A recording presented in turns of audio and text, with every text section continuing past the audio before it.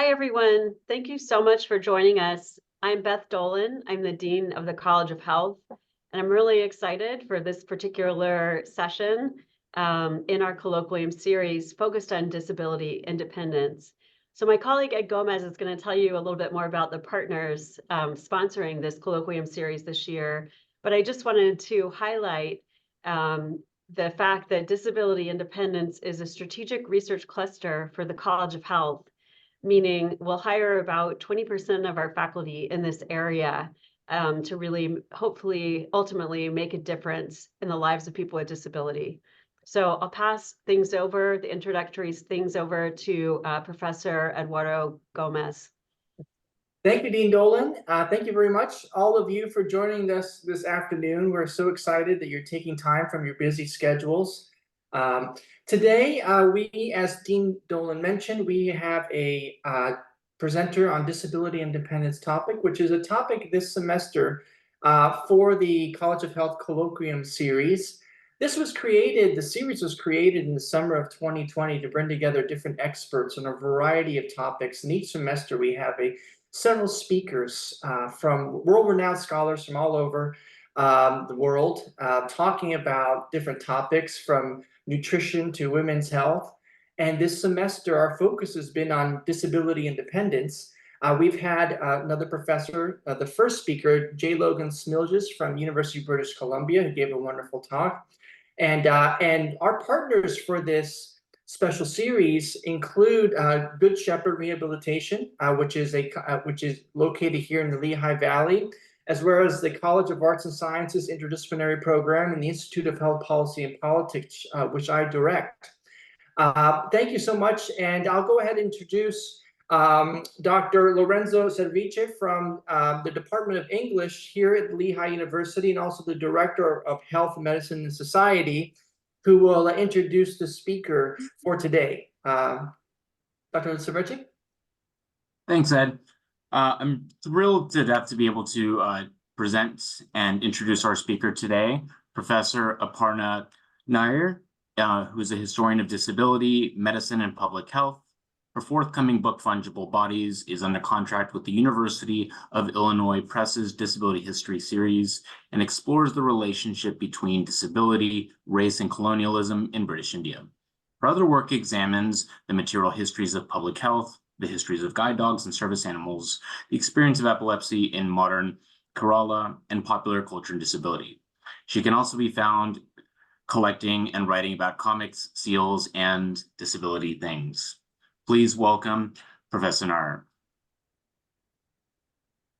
Thank you so much for the introduction, Lorenzo, and thank you to everyone for this invitation, and to everyone who has also helped set this up. Thank you very much for putting up with me. I'm going to share my screen here, and I'd like to begin, of course, with a land acknowledgement. Forgive me if I read off my phone, my memory is very bad. I would like to acknowledge that this land on which the University of Toronto operates, for thousands of years, it has been the traditional land of the Huron-Wendat, the Seneca, and the Mississaugas of the Credit. Today, this meeting place is still the home to many Indigenous people from across Turtle Island, and we are grateful to have this opportunity to work on this land. I'm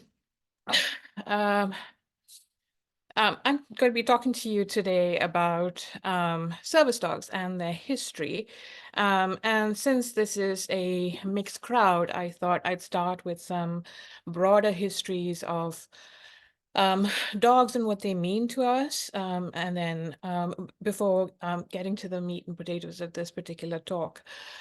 Whether we like dogs or not, it's very difficult for us to deny exactly how significant dogs are to human history. There's practically no species that has played such a significant role in our evolution from hunter-gatherers to through the Neolithic Revolution and into cities and into the 21st century today. They continue to occupy a significant role in our everyday lives in a diverse range of roles. Dogs, as most of you know, were the first animal to enter into a domestic relationship with human beings. They were domesticated from an extinct wolf species. Dates vary between 15,000 and 40,000 years ago. Scientists are still kind of debating those dates. What is interesting is from the very early evidence that we have of this burgeoning relationship, there's evidence of how important dogs were. We find evidence of dogs being buried, for instance, with human beings as puppies, as ritual sacrifice, evidence of them being fellow hunters and companions and eating alongside human beings. And dogs are inscribed into the stories that the earliest humans have told through cave paintings and myth. An example, of course, is the centrality of the dingo to Aboriginal story time. They've evolved around alongside us, and it's an extraordinarily plastic species which has shaped itself to our needs and is also a uniquely companionate species. They are companions, our guardians, hunters, guides. They have been competitors at various points of time. They have been our food, our transport. And this relationship, also extends into the wider environment. Dogs have this relationship between dogs and human beings has in turn transformed, wider environments. An example, for instance, would be of dogs being used in farming and ranching. They reflect in many ways the best and worst of us. What's undeniable is that they've worked their way into the crevices of our existence in multitudinous ways that very few species actually really have. So, since I'm speaking to an audience, an interdisciplinary audience of various, from various positions and places, I'd like to briefly talk about how dogs are conceptualized in the wider health sciences and in public health. Historically, of course, dogs have been very significant in the wider histories of medicine and public health and science, especially as experimental subjects. Indeed, the famous experiments, for instance, on a blood transfusion in the 17th century, vivisections through the 19th century, which became a central a rallying point for animal rights activists in the 19th century. Pavlov's experiments are just a few of the examples in which dogs occupied a central role in the histories of medicine and public health. But more seriously, I think dogs continue to be conceptualized in health sciences and public health, especially, I'm Indian, and, for us, one of the very first things we learn is to be wary of the stray dog in the street because of the threat of rabies. And it is often the way that public health conceptualizes dogs as a vector of diseases. And because of the proximity to human beings, dogs actually share a significant number of pathogens with human beings. They're often a conduit also for diseases from non-domesticated animals to enter human populations. In the global south, for instance, scholarship has established that the free breeding dogs that you see across the spaces of the global south, which amount to about 500 million at last count, about 50% of the global world dog population, are significant vectors for rabies, and therefore a significant target of global public health anxieties and policies. And again, I'm using examples from India because it's a consistent problem in South Asia, and tensions between dogs and human beings are not just linked to resources, but also to public health anxieties about rabies. And rabies in particular has been conceptualized and studied through the One Health approach, which is an interdisciplinary framework which asks us to challenge the anthropocentrism of much of modern medicine and public health, and instead situate human beings as being part of a network of both living and other material objects in the environment. So this includes non-human animals, pathogens, plants, the environment, and encourages a holistic approach to understanding, coordinating, communicating, and collaborating in order to ensure that the health of both animal and human and plant species is optimized. So in general, One Health tends to signal partnerships between, let's say, veterinary sciences and the biomedical sciences, public health, veterinary public health, and it tends to be scientists in general who are collaborating, and has produced transformative approaches to zoonoses. For instance, as I was preparing for this talk, I was reading work on One Health approaches in South Africa to control rabies, which drew from veterinary veterinarians, but also veterinary nurses and social workers and public health specialists to draft an effective policy to vaccinate rabid dogs, vaccinate stray dogs. There have been challenges to the conceptualization of One Health, for instance. Some social scientists and historians, feminists, and others have suggested that One Health remains a very a medicalized notion of health, and it still has not fully engaged with the possibilities of interdisciplinary engagement with scholars and ideas and methods from the humanities and history and social sciences. Others critiques of One Health actually challenge the centrality of the relationship between non-human animals and human beings through the lens of zoonoses, or diseases that are caused, transmitted through animals, and instead asks us to also accommodate the idea of animals, especially companion animals, that have positive effects on human health. The images that you're seeing on the slide here are from a study done in a nursing home in Sakura village in Yamashina in Japan, where I think there are about 40 to 50 older people in this particular nursing home, and they have a small group of dogs, caregiver dogs in this particular nursing home.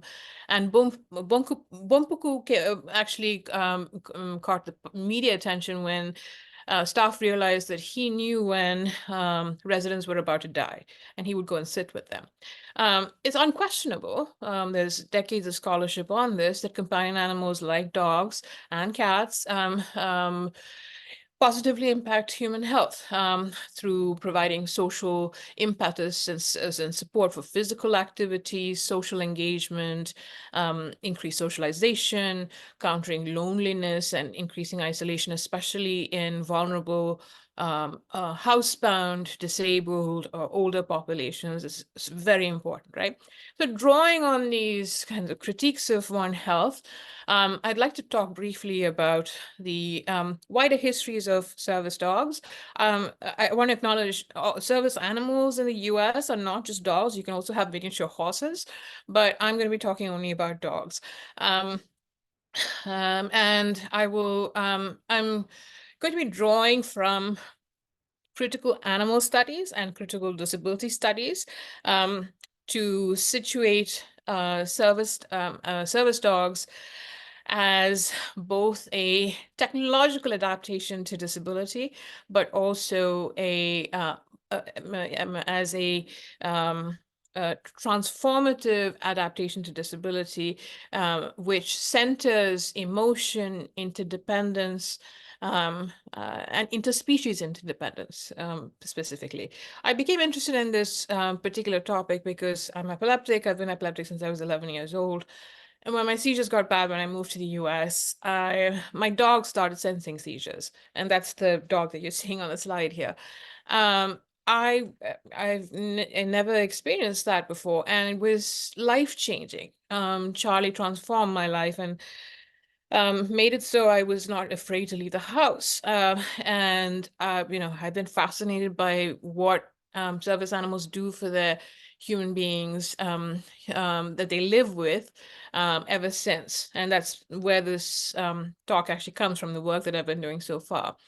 I also think that scholarship on service dogs is profoundly important because it allows us to conceptualize human health in a way that is not medicalized, that is not defined and dictated by physicians themselves, that does not center the medical model of disability necessarily. And you'll see why as I speak.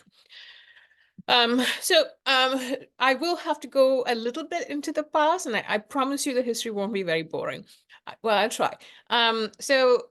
There's evidence of representations of dogs alongside disabled people dating back centuries in both European and Chinese art. It was something of a trope in medieval marginalia, for instance, the art that you see on the margins of these fabulous illustrated medieval texts, to see blind people or people who clearly had some kind of mobility impairments holding on to the leash of a dog. And scholars have suggested that blind people might have, or disabled people in the past may well have trained their dogs, their companion animals, to get them around, to be able to move around, essentially. And there are two examples on the slide. And this relationship between disability and dogs it continues through the centuries, well after the Middle Ages. You see it in early modern illustrations of blind people in public spaces in European art, for instance. And the dog, as you can see, is often, to put it politely, a mixed breed, quite small. But the dog actually becomes kind of a visual signifier for blindness in many artistic representations. And by the 18th and 19th century, you also see dogs accompanying disabled performers, especially street performers in both in Western European artistic representations. This is actually one of my favorites, is the Spanish artist Goya's Blind Beggar with a Dog. Always stunning. What is clear from this particular trend of representation is the blind person's dog was often represented as part of the kind of visual meta-narrative of poverty, dependency, vagrancy, and mendicancy. So these are not positive associations with the blind person's dog. But I also want to make the point that this is not just an artistic trope. If you look at newspaper accounts and other printed sources from the 19th century in the US, UK, Australia, many parts of the world, there's evidence that there is an existing symbiotic and spontaneous relationship between blind people and dogs. And, people remark on it. So much so that in the UK, by the 1850s, actually, blind people's dog guides were actually exempt from dog tax in some parts of the UK, at least. And American newspapers are actually full of this relationship in the 19th and the 20th century. And they're fascinating because they reveal the capacity of dogs to perform these really complex tasks for their blind humans. This is the story of Bob, for instance, from the Chicago Tribune in March 1914, who was an extraordinary dog by all reports. Lived up to the age of 14, would take his human across the street. They had evolved a way to communicate with each other as well. He knew apparently a $5 bill from a dollar bill, and would also communicate with his human being. And when the dog died at the age of 14, it was a great loss to his owner, August Grau. Once more, it's important also to note that the blind person's dog in public spaces in the 19th century, regardless of what they were able to do for the blind person, will continue to be associated with the ideas of mendicancy. They were often also suspected as participating in cons that disabled people were trying to pull over able-bodied people who were, and their charity. So at the same time, in the 19th century, a dog in a public space often represented a public health threat because of anxieties about rabies outbreaks. And essentially, a dog that had the kind of mobility and freedom that a dog guide for a blind man would, a blind person would in the 19th and 20th century, was often conceptualized as a nuisance or a public health threat. And this often had kind of violent responses, evoked violent reactions from local police, legal authorities, and from other human beings. One of the saddest stories I've ever found was from Bridgeport, Connecticut in 1909, and it's a story of Abraham Lefschetz, who was an older man. He had this Sinbad, who was a very gentle dog, apparently, but one of his neighbors hated the dog and complained allegedly about the dog and said that it had bitten someone. And the police came by and said that they were going to confiscate and put the dog down. And Lefschetz begs the police not to do this, but they do anyway. And immediately after the dog is taken away and presumably put down, Lefschetz kills himself by suicide because he could not conceive of a world in which he could not move around, essentially, without his faithful friend. But the guide dog in the modern iteration, category of the guide dog is actually inextricably linked to the First World War. This is, this is the Great War. People from all over the world, across the French and the British Empire, from New Zealand and Vietnam and India and Africa, Senegal, are all participating in this multi-frontal global war. And because of technological advancements in and because of the use of trench warfare, but also developments in medicine, especially blood transfusions and surgical interventions, soldiers who were surviving with disabilities that would have killed them in previous centuries or decades. So it leads to the large-scale disablement of millions of soldiers across the world, and they're all returning to their home countries or colonies with these disabilities. And it's kind of a collective moment when all of these nation states or empires are having to reckon with the problem of the disabled veteran. And blindness is certainly one of these disabilities. So the First World War is also really distinctive, as dog historian Chris Pearson says, because the war demonstrated the sheer breadth and capacity of canine participation in war. Dogs were used to find the dead and the dying in the trenches. They were used as draft animals. They were used to carry medication and supplies. And they performed a range of roles, but they also served as kind of psychiatric service dogs in some ways. Life in the trenches was either a combination of horror or boredom, and dogs transformed those trench life in many ways for soldiers. And the Red Cross dogs that the Germans trained, especially the police dogs, were extraordinary in their capacity. They were usually German Shepherds, a highly valued breed at the time. And they were able to do extraordinary things. And when the first German soldiers actually returned home blind, people like Gerard Stelling actually have the idea to retrain these police and military dogs to become guide dogs, to take blind veterans out into public spaces, to sit with them at work, in factories, etc.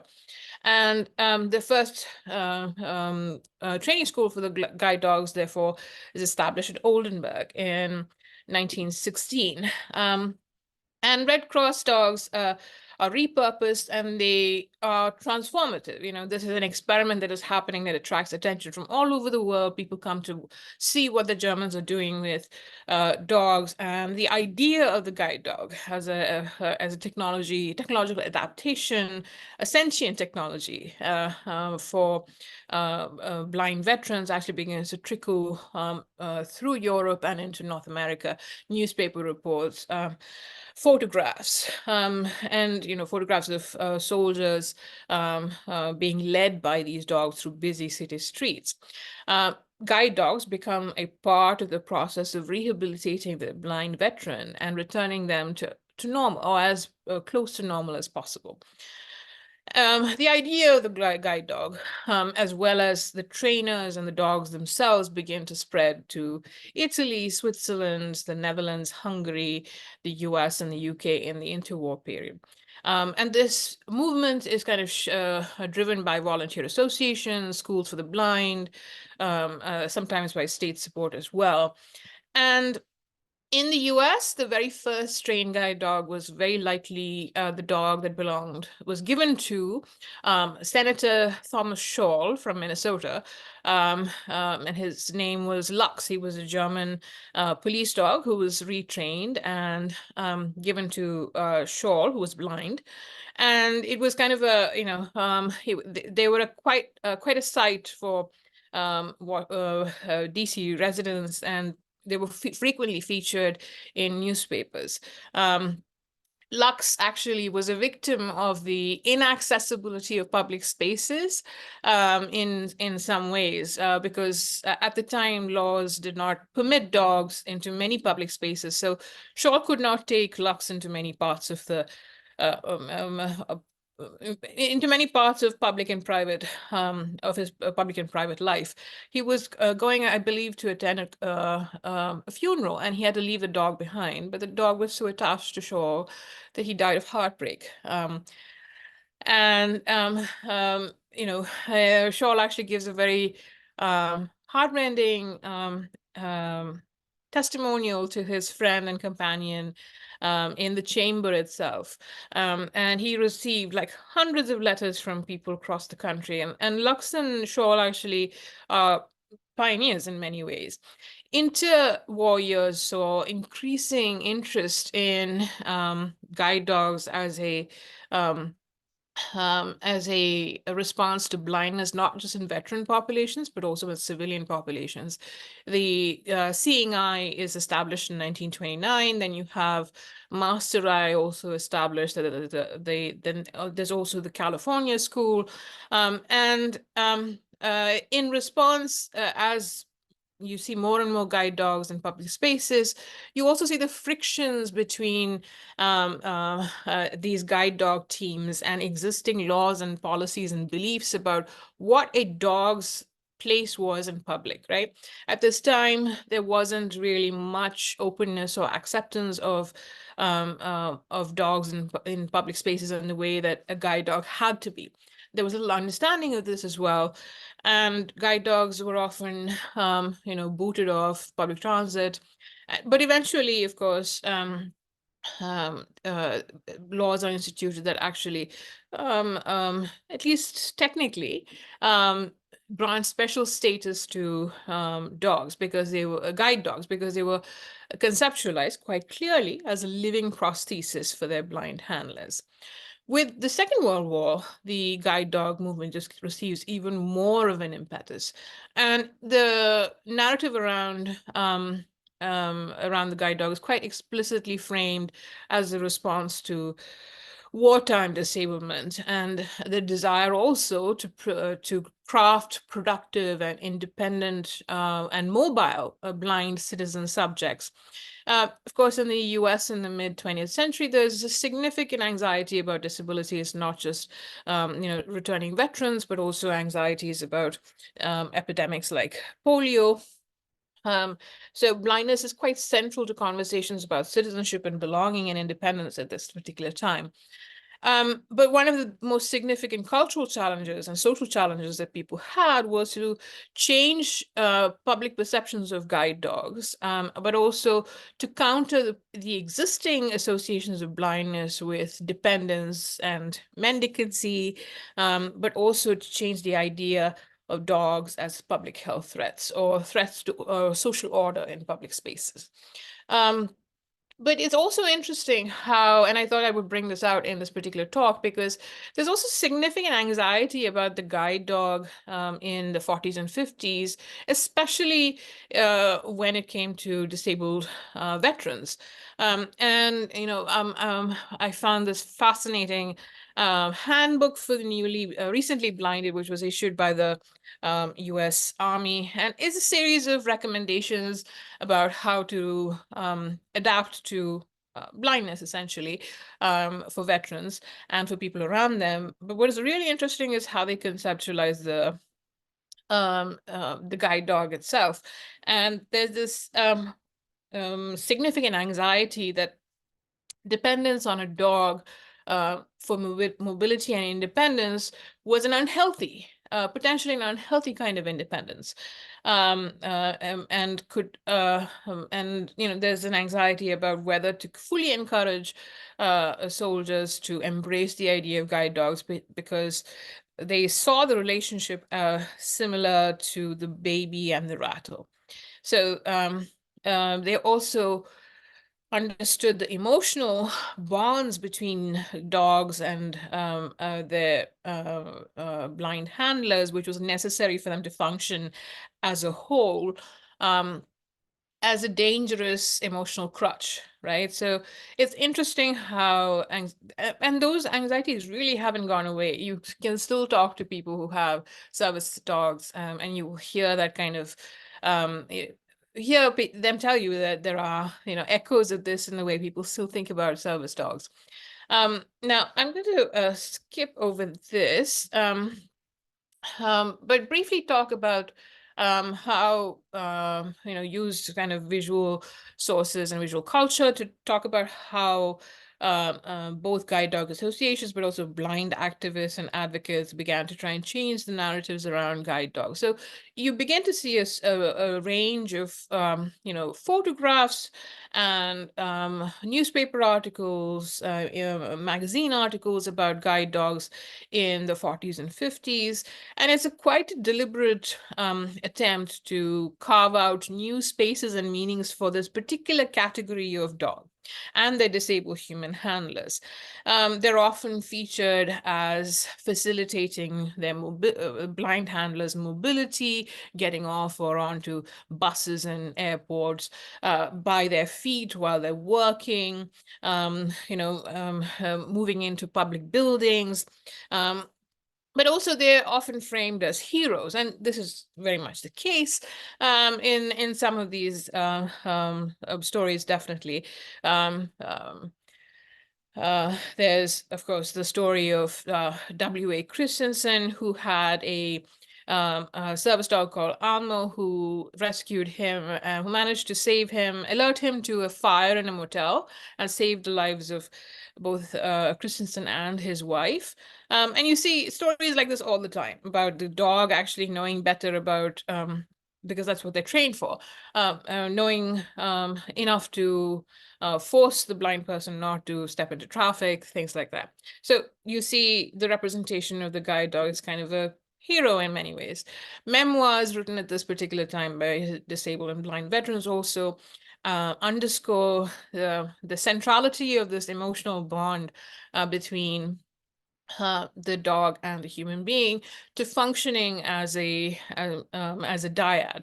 One of my favorites, of course, is the memoir that Sergeant Falk wrote about his guide dog Blondie, and Robert Falk. And the photograph on the far right is actually one of my favorites about guide dogs in particular.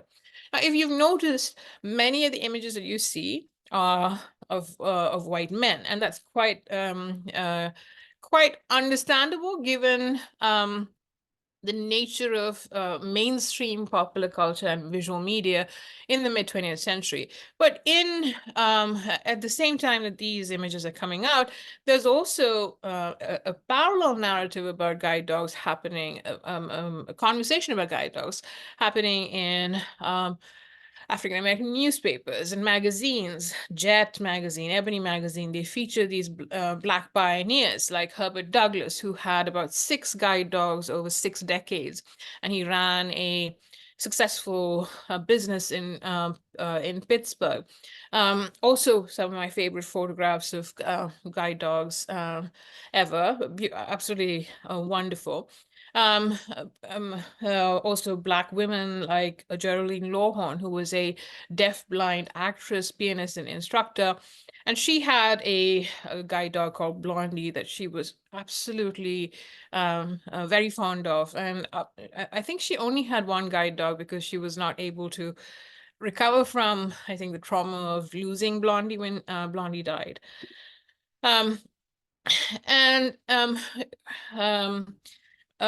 African-American newspapers and magazines also played a significant role in popularizing what guide dogs could do for blind Black people, but also raised funds, raised awareness, and invited young people in to train guide dog puppies, etc. They also articulated the unique challenges of Black blind dog guide dog handlers, that is racism intersecting with ableism in public spaces, denial of access to public transit, both because the handler was Black, but also because they had a guide dog, and how the guide dog kind of absorbs becomes a reflection or an extension of the blind handler, and also experiences that racism and ableism. In the decades that follow, there's significant interest in understanding what dogs could do for other disabled people. This conversation actually is much older. If you look at historical newspapers from the 19th century, from the early 20th century, deaf people are actually already collecting stories about how their own companion animals were actually training themselves to alert their deaf humans to when somebody rang the bell, or the kettle was whistling, or the phone rang. Right. So, and they're fascinating stories because what happens is that these deaf users, deaf people essentially worked with their dogs and trained them to ensure that they could work collaboratively together. But it takes until the 1980s, really, for hearing dogs for deaf users to become a common kind of response to deafness. And you see schools for being established for hearing dogs for the deaf, which drew on the successes of the existing guide dog project. And this would extend, of course, into other kinds of disabilities as well. Similar to what I was saying about deafness, I'm really fascinated by the histories of seizure alert or seizure response dogs. And I've even found evidence from the 1890s of dogs alerting their human beings to seizures. But you definitely see this by the 1970s and 80s. People who had epilepsy talking about how their companion animals would alert them that they were going to have a seizure, and how they had evolved a system that would actually help them. The problem, of course, is that at this particular time, at least in the US, and pretty much the rest of the world, the legal protections for service animals in public tended to only cover guide dogs for the blind. So, these the evolving role that dogs are beginning to play in the lives of disabled people also had to be met by changes to what a service dog was in terms of law. Because guide dogs, service animals still confronted a lot of prejudice. So, there are stories of people being thrown out of restaurants, off buses, etc. And what's interesting about the seizure alert dog is how the testimonials that patients were giving about what their dogs could do for them was actually either dismissed or denied or by physicians and large epilepsy charities.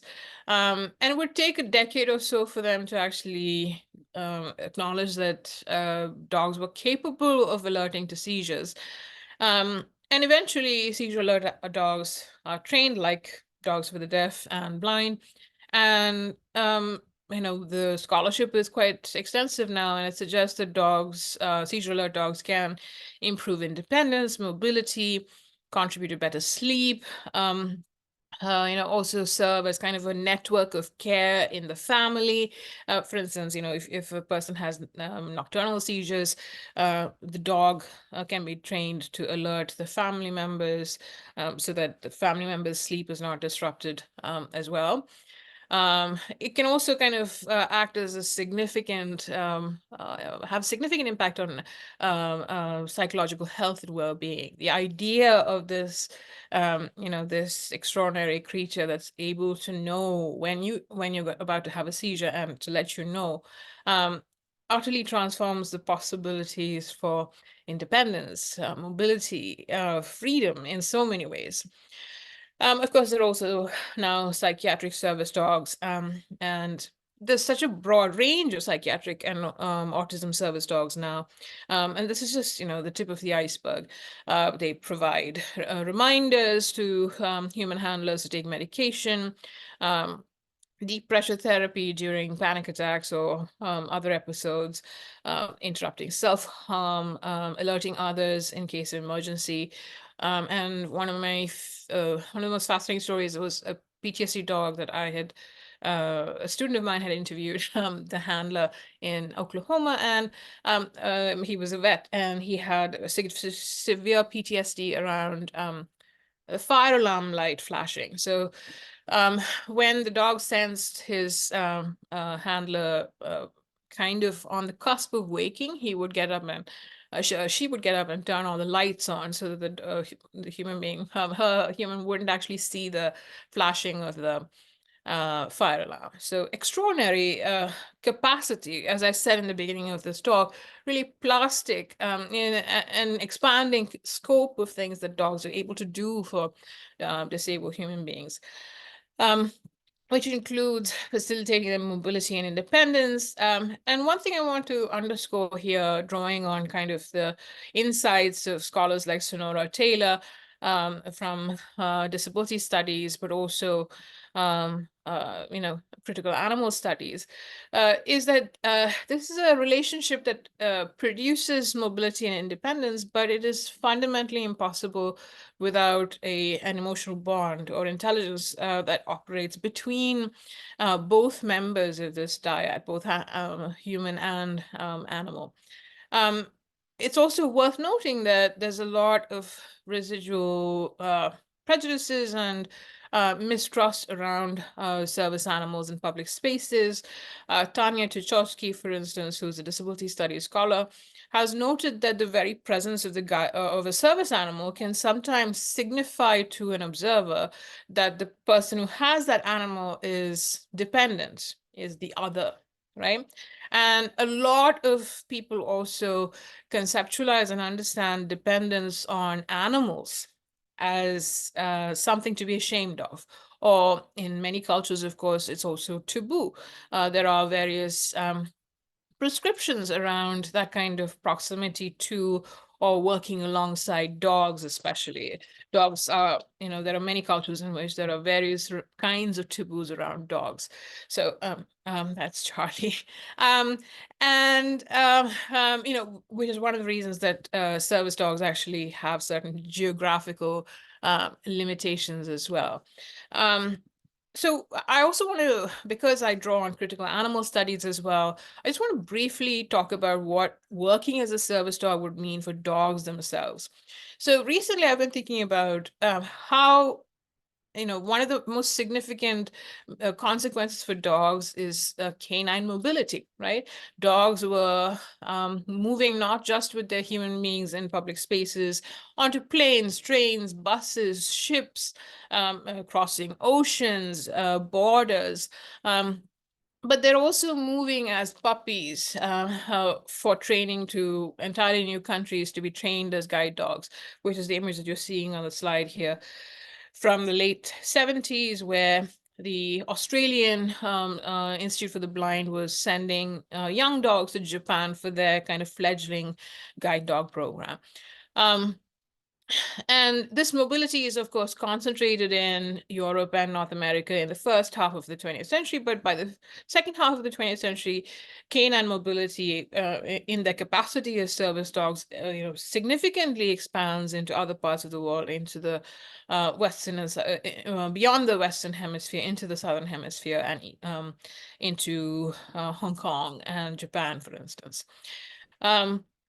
And South Africa as well, which has a fairly well-established guide dog program. There are, of course, limits to such mobilities. India is home to half the world's blind, but guide dog program is never going to be viable in India for so many reasons, including public health issues. And as these dogs have moved, and as they have moved their human handlers as well, they have also generated conversations about what dogs mean in these public spaces, and have produced changes in laws and policies around dogs in public spaces. And dogs also often confront the very same ableism and speciesism that human handlers confront, right?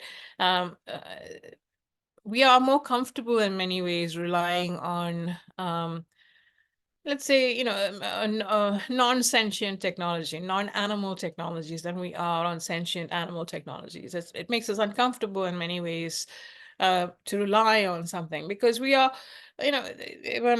many cultures tell themselves that we distinguish ourselves from the rest of the natural kingdom, but that divide. Service dogs and service animals kind of trouble our shared conceptualizations of ourselves as superior to animals, at least for those who feel that way. Most disabled people that I know who have service dogs do not feel that way. The other thing I want to note also is it's important for us to think about what working as a service dog would have meant for dogs themselves. And there's significant evidence of them forming these deep emotional bonds with human beings. Yes, the Christine Gabriel, who was the trainer, the Swiss trainer who established the Italian school of guide dogs in the late 1920s, would say that if you took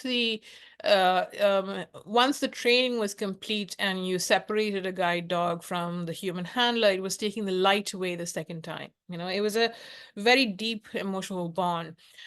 But working as a service dog is also something that can come with a significant amount of risk for dogs themselves, right? The historical record is full of these risks of dogs actually saving their humans from accidents and then becoming completely traumatized and unable to leave the house. Dogs becoming disabled themselves as they do the tasks that they are trained to do. Dogs, getting into accidents in public spaces. That's what you're seeing on the far left of the slide here. This is from, I think it's from Jet magazine, not Stars and Stripes. And it's a story of a a story of a dog who died on his very first day working as a guide dog for his blind handler. And the image that you're seeing on the right of that particular image is the new dog that he was able to get. So dogs, at this guide, service animals are also expensive, right? So that's also something to think about. But it was a form of canine labor that came with significant risks for the dogs themselves. And I also want to underscore that, I don't want to romanticize disabled people at all. There through the decades, there are consistent reports of, guide dog schools actually taking dogs away from blind handlers while they were training because they were cruel or violent to the dogs. And that was always a risk. You see that kind of that kind of story repeating itself through the decades. So interspecies violence actually becomes a significant risk for the dogs themselves. So I just want to end by saying that, when I think of disability independence, especially in the context of the work that I've been doing for the past, I don't know, since about 2018, but also the fact that Charlie has completely transformed my life as a person with epilepsy, allowed me to teach, leave the house, go do stuff, move from the US to Canada, and manage my epilepsy in a way that I never could before. This is a relationship that has a very long history, as I've established in this particular talk, but it's been significantly transformed by war and violence. It is a relationship that is fundamentally impossible without the emotional bonds that facilitate this interspecies interdependence. And it has a troubled history as well, in the sense that we still are often uncomfortable with that interspecies interdependence. It's not like having a pet that is reliant on you. It's very different. You have to have a kind of an intuitive relationship to the dog, but also listen to your dog when it tells you something. Right? There has to be both a significant amount of trust there, right? So, that's the talk that I have for you today. I look forward to any questions.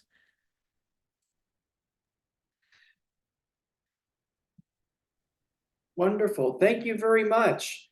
I really enjoyed your talk today, and I'm going to now open it up to any questions that anyone may have.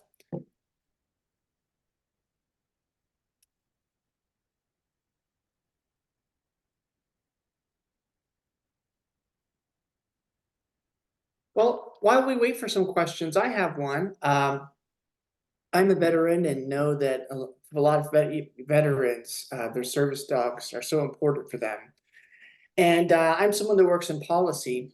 And so I was wondering if you could, or if you know any, what the US government's VA policy stance is towards ensuring that disabled veterans have access to service dogs, and what the status of that is. Because, I've seen a lot of veterans here in the US, depend so much on their dogs. Obviously, so important for many reasons that you raised. Also, the perceptions I really found very interesting, the emotional dependence, something that I really had not thought about before. I think that's so important to acknowledge the different perceptions and what that means within the military, right? And so I was wondering if you could talk about what the VA is doing to ensure equitable access to veteran service dogs, and to tackle that perception. Yeah, so I actually think the VA, it's not the VA's policy that we have to worry about. It's the fact of the problem really is the supply of service dogs. Service dogs, okay, calm down.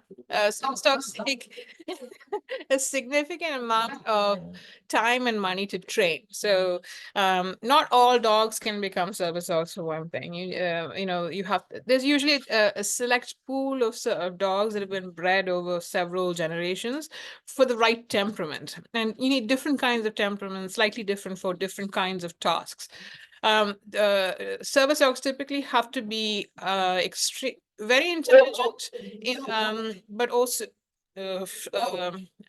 but and flexible, but strong-willed enough to say no to their handlers if need be. Right, that's a very important. That balance has to be just the thing. So there are many pressures that actually act on the supply of service dogs. I think that's more important when it comes to not just veterans, but service animals in general. The time it takes to find and train service dogs well, the additional time it takes for the disabled veteran or handler to develop that bond with a service dog, it doesn't always work. I think it's, the demand is always going to outpace the existing supply. And as far as I can't speak to the specifics because I haven't actually looked at modern VA policy. I'm a historian. My only awareness is that the VA in Oklahoma was actually very supportive of the PTSD dogs that were being trained in Tulsa. They had both, I think, they had a lot of support from the physicians there, and they had a kind of they sent patients to these organizations. And some of the stigma around the emotional dependence that you were picking up, I think, is being ameliorated by the fact that veterans themselves are actually setting up and running these institutions that train dogs. That actually seems to help a little bit. When it comes from a veteran, I think it's a profoundly different conversation than when it comes from a civilian or a physician who doesn't really understand the context of whatever disablement that might be, but also the unique kind of gendered meanings that might be ascribed to disability, but also to the dependence that I was talking about in that particular context. So yeah, it feels like the demand is just exploding, and there aren't enough dogs. The reason I get frustrated with this is that there's a lot of money that goes into funding, these frivolous technologies, robots, and other things for blind people. That millions of dollars get funded into what disability studies scholars call disability dongles, which is basically a technology that designers and engineers make without really thinking about disabled people themselves. Because we're always in this rush to develop newer, more fancy technology, like wheelchairs that can climb stairs, without actually thinking about whether disabled people want that, whether it's sustainable, right? If it's some fancy engineering company that develops something like that and then goes out of business in 10 years, what is a disabled person to do when they need upkeep on those technologies? But we have a functioning system that works. We just need more money and more support and more dogs. I think that would be my answer to you. I think that's fantastic. Thank you so much for addressing those critical issues. I had never thought about the shortage of supply. Yeah. And we have enough trouble training healthcare physicians, right, and healthcare workers. Imagine how hard it's going to be with limited supply of dogs and training for dogs and the complexity of that, and how is that being funded? I think your point about conflict with AI is very interesting.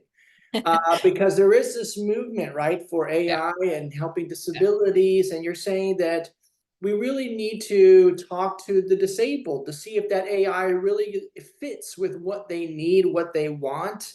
Yeah. I can imagine someone that has had a disability dog for a long time being very much committed to that and questioning AI, or maybe they need some help on combining both if that's possible.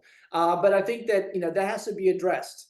And I think that's very, very important. And thanks for raising that.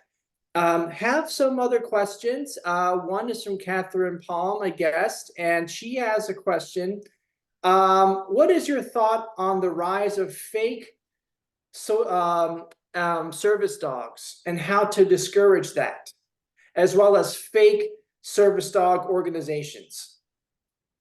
I think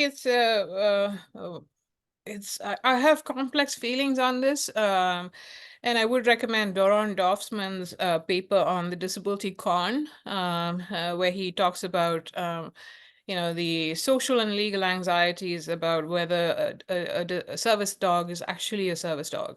I think there are several things that I would say in response to that. Yes, there are people who are taking their pets into public spaces and getting them, a service dog vest because they want to travel with them.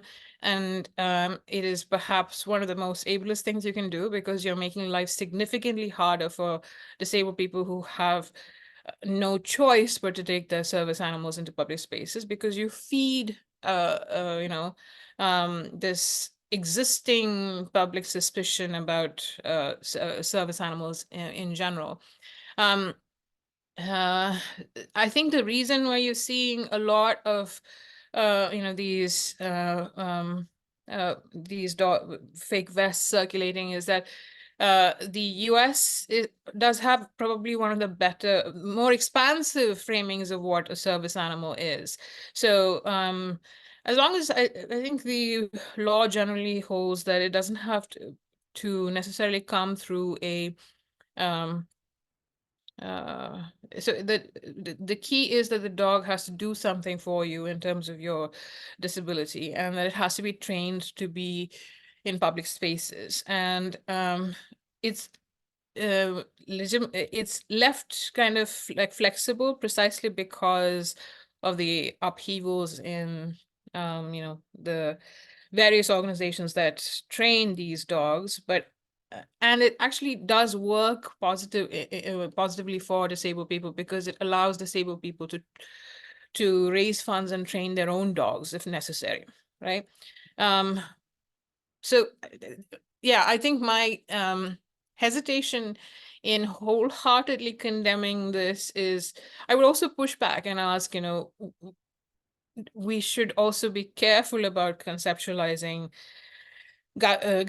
service animals in public spaces as evidence of a disability con, right? At the same time, yes, it's true that you can buy a service dog vest off the internet and put it on your dog. It doesn't matter whether they actually do something for you or not. However, if you're traveling on an airplane, you actually do have to fill out paperwork in order to be able to. I always carry my neurologist assessment with me, saying that I have seizures. Charlie alerts me to seizures because he was a rescue who I trained. It took me about a year and a lot of money, but he also doesn't look like what people conceive of as a service dog. He's built like a barrel, and he has short, stumpy legs and a giant head. It's a very strange mix. But it doesn't matter, because his primary role in my life is to alert me when I have a seizure, and he does it every single time, right? So that would be my complex answer / non-answer to your question. I hesitate to say that we should crack down on fake service dogs very hard, because I worry that would also end up impacting disabled people who have legitimate service dogs that help them with things, and will become kind of a tool in the hands of people who are just ableist. Great. Thank you so much for that. The next question is from Curie Peak, and they ask, thank you for your presentation. I learned a lot of historical context I was unaware of. I noticed most of the history and examples you shared focused on adults with different disabilities. I was wondering if you were familiar with their role with children with disabilities. I think of my friend who works with children with autism and mentioned how a small few of them have service dogs though they believe all of them would likely benefit from a service companion. Definitely a shortage of supply. Yeah, so I think from around the end of the 20th century onwards, children who are with various disabilities are also being trained with service dogs for, especially when hearing dogs for the deaf become established as a kind of response to deafness, you start to see them being used, see them being provided with to children. But for the majority of the historical period that I was talking about, the 20th century up to the 1980s, really, it was predominantly adults who ended up, disabled adults who were, and there were reasons for this. You had to, demonstrate that you could look after the dog. The idea of giving a valuable service dog to a child, especially, was something that you see in conversations in, guide dog associations. And their worry is, of course, that it would be too much of a responsibility for disabled children, which is, of course, infantilizing them. But that does begin to change towards the end of the 20th century. And now, yes, you're absolutely right. I think a lot of children with epilepsy also, a lot of people with epilepsy are diagnosed during childhood. And I think it would be transformative to have a seizure dog and to learn how to work alongside a seizure dog, like children with autism as well, as you pointed out. Great, thank you very much. We have another question from Julianne Wilson. You mentioned that your service dog was a rescue dog that you were able to train at a cost. Do you think it would be more beneficial to put more money toward training rescue dogs, of which there are an abundance, rather than specifically breeding more dogs in an attempt to control temperament? Yeah, so I'm going to give you the pro and the con, and I'll say I completely agree with you that I think it's, if we can determine that a service animal has a rescue dog has a particular skill set, like like Charlie does. I made him sound like Liam Neeson in Taken. But he is, he has skills, right? So it's quite a unique talent. Not all dogs born in a particular litter can actually sense seizures. They have to have an innate capacity to sense seizures. So that's why he worked in that sense. And he also had the temperament. He's part Bassethound, part Blue Heeler, so he really has that kind of sassy, sit the hell down, you're going to have a seizure attitude that does work for a service dog. So he has the right temperament, but he's generally very quiet and placid and very he listens to me when that's the product of training as well. There are a lot of emergent organizations that are actually working precisely on this. I know that there are veteran-run organizations now that are rescuing dogs. The problem, of course, is that the process becomes a little bit slower because you have to vet the dogs for their temperament and their skills, and then proceed on the training. But you're absolutely right. I think it would be wonderful if we could train rescue dogs into service dogs. There is, of course, there's kind of an old guard in the service dog establishment, training establishment, who are very wedded to the idea of certain temperaments and certain bloodlines and certain breeds, which sounds very eugenicist to me, but it is what it is. And they are committed to training that way. So that, and their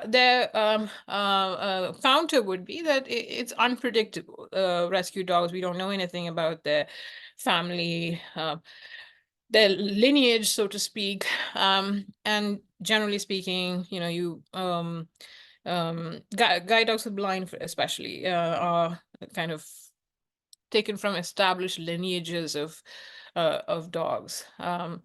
So yeah, I wish more of it was possible to do more of precisely that, because it seems wonderful to me. But there are practical reasons why it's a slower process. Great. Thank you so much for that. Are there any other questions? Please feel free to type them in the Q&A.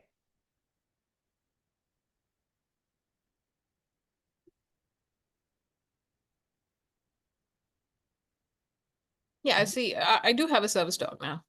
Charlie still Oh. works. He still comes to work with me, but he's about 9. He's maybe one or 2 years more left in him, and I don't think I'll be able to afford another service dog. And to be honest, it's quite stressful. The idea of not being able to rely on him is something that like I said, that part of the reason I've been thinking about the emotional aspect of this particular relationship and what that means, but also the tenuousness of that relationship.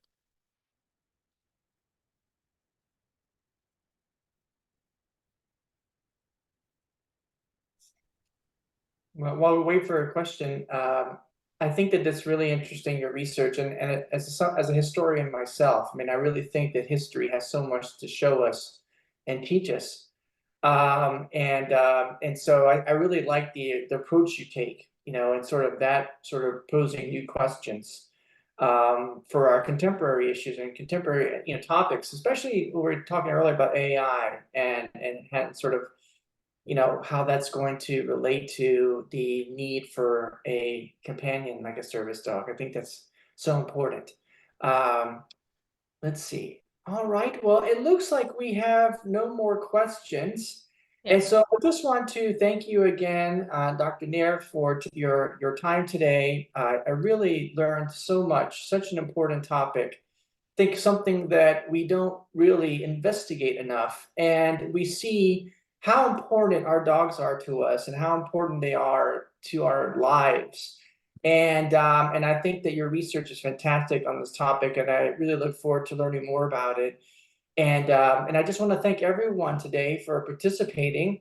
And before we leave, I'd just like to announce the next colloquium series, which is going to be on April 26th by James Dunham from the TBI One Love, who will be giving our last colloquium presentation on disabilities. So once again, please join us online for this concluding session. And I just want to thank everyone for taking the time today, and for Dr. Nair again for her time joining us for this wonderful presentation. And this presentation will be available on our College of Health YouTube channel. And thank you very much. Thank you very much. And I wish all of you a wonderful week. Thank you. Thank you. Bye-bye. Bye-bye.